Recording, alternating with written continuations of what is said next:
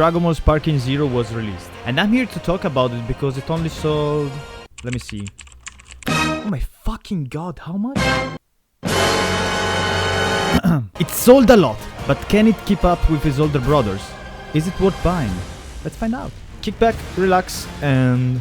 where do we start? PlayStation 2. The pinnacle of gaming. Sony's fucking masterpiece. This brick of a console contains infinite potential for us at the time kids. Voracious consumers of gaming in its fucking prime, man. Just looking at it makes me... Arguably the best console of all time. Yep, I said it. Oh, you don't think so, huh? Okay, then let's take a look at the evidence, shall we? I didn't even say anything. Released for PS2, we have masterpieces of the caliber of Jak and Daxter, God of War, GTA San Andreas, SmackDown vs. Raw, Sly, and many others. But of course, there's one to rule them all. But according to who? According to a child, seated in a school desk in the last row, looking out the window with a fist under his chin. The math class is too boring for his 9-year-old neck. If only he knew what would happen later that day. He'd be delirious right now, but not yet. So then finally the bell rings and everybody home. His mother prepared lunch and his father is watching the news on the TV, like usual, but not for long. In fact, lunchtime is the only time where he has a special power over his parents, the ability to switch the channel they were watching. And that's because they recognize the burning passion this kid has for the show that airs at that time. Huh. And what's the show? Oh, what's he doing? What? I won't let you get away with this! Oh my! What? This would be enough already to make the week, hell even the month special. But yet, it's not even the best thing that happened that day. Because Dad returned from work with something in his bag. Budokai, alright, he had Budokai Tenkaichi 3. I'll stop with the pretentious storytelling, I swear. I'm sorry, okay, I'm sorry, it's just that Budokai is one of my favorite games growing up. I can ramble about it for fucking years. But I understand. I gotta go and talk about the crowd favorite, Dragonball Super. Alright, let's do it then. Time went by, it's now 2015 and Dragon Ball is ready to blow young minds again with Dragon Ball Super. Which, I mean, let's be honest here, is not even near the epicness of Dragon Ball Z, don't get it twisted. I'm not the only one who thinks that. We all agree? On the same boat? Alright. I guess I understand that I'm not the target anymore, but I'm not even close. But one must give Caesar what is Caesar's. One must give Caesar what is Caesar's.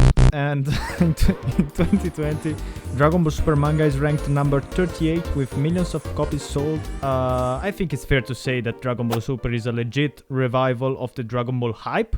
You know what? Let's just leave it at that. We were all living our best life, doing stuff, being productive, enjoying life. And then the news dropped.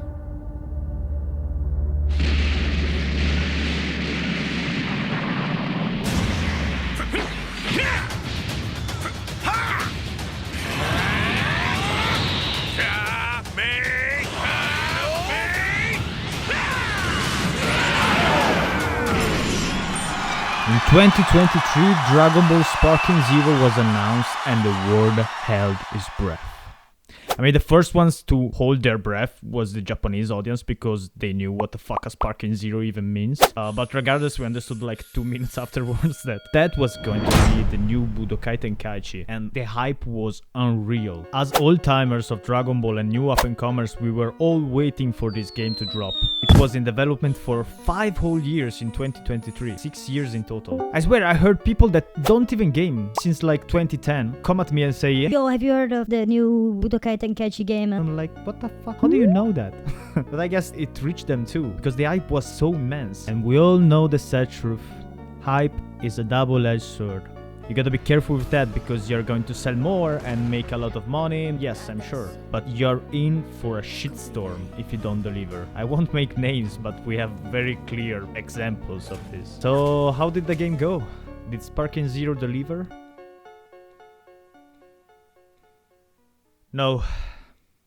Just kidding, it hits like a fucking truck. The animations, the rooster, the gameplay, even the sounds, they all work together to merge the player into this nostalgic pool. It really does look and sound like a Budokai Tenkaichi Zero. It's chaotic and unpredictable, just like an actual fight in the anime. The gameplay remains remarkably similar to the Budokai saga, with the exception of some defensive feature much needed and appreciated to give a competitive online ranked system. Or maybe, you know, it was always there and Budokai Tenkaichi 3 wasn't kind enough to teach you shit.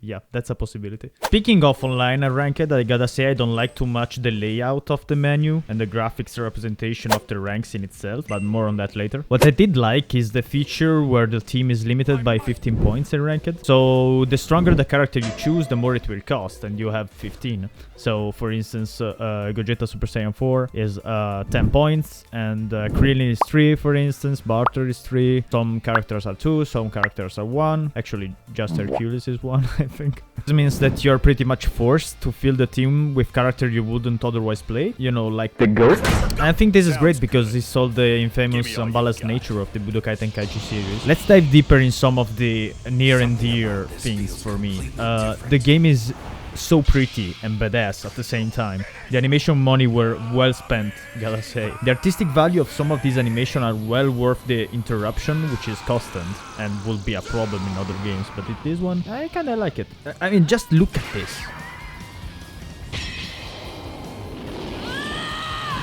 Oh my fucking god. The ranked grind. Now, let me give you some context real quick. I grew up with an older brother, and when we were playing Budokai Tenkaichi 3, I was 9, and he was 11. The skill gap was just ridiculous at that age. And I am a competitive soul. I trained like a motherfucker to beat him. And the first time I beat him, I was actually 12, and that was the case just because he had a life already outside his home and outside gaming. But regardless, that resulted in me never losing to my friends because I played so much. And my friend played a normal amount, like a normal human being, right? They had nothing to prove, I guess. My haki alone would put them to sleep. Now, I queue in ranked with that type of confidence, and I get to a B pretty easy, so, you know, I'm fine. But then I get my fucking cheek slapped so hard. Budokai has always been the game you're good at, till, you know, you're not. And it's kind of weird seeing people that thought they were very good, and then they queue in ranked, and they get fucking obliterated by a 12 years old that can play fucking 12 hours a day. I'm salty, alright? That was my game. Fuck you.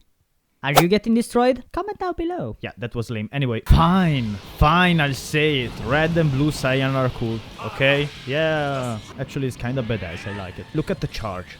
It's just, yeah, come at me, bro. Huh? Come at me. Still, what the fuck is this? And this, and this. And is she supposed to be Broly? Oh, the new Broly design slaps, by the way. I appreciate that Gogeta Super Saiyan 4 is 10 cost and still one of the strongest. I get that it's fan service for Budokai Tenkaichi stands, but I'm one of them, so yeah.